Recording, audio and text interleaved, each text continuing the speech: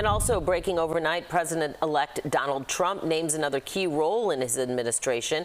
Trump's nominated New York Congresswoman Elise Steafnik to serve as his ambassador to the United Nations. Stefanik currently serves as House Republican Conference Chair and is known as one of Trump's most loyal allies in the House.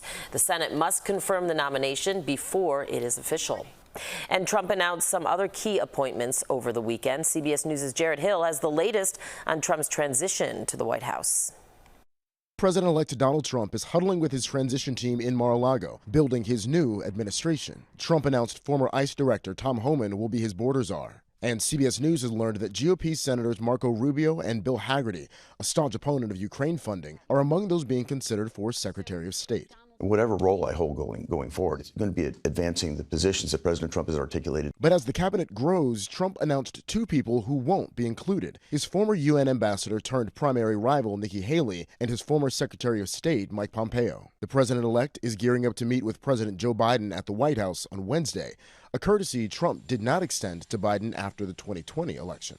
Mr. President! Biden and the First Lady were seen strolling near their home in Delaware before returning to Washington yesterday. Today, he and Vice President Kamala Harris will attend ceremonies marking Veterans Day. Meanwhile, members of his party continue to grapple with last week's election losses. In a New York Times interview, former House Speaker Nancy Pelosi pointed to Biden's late exit from the race and his swift support of his VP. The president endorsed Kamala Harris immediately.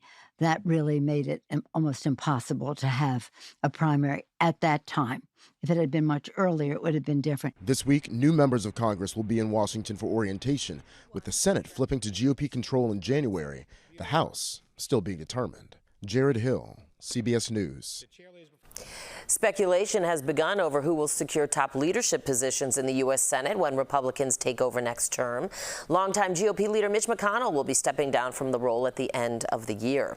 And after winning Arizona over the weekend, President-elect Trump has officially won all 7 swing states. That brings the total electoral vote count to 312 for Mr. Trump.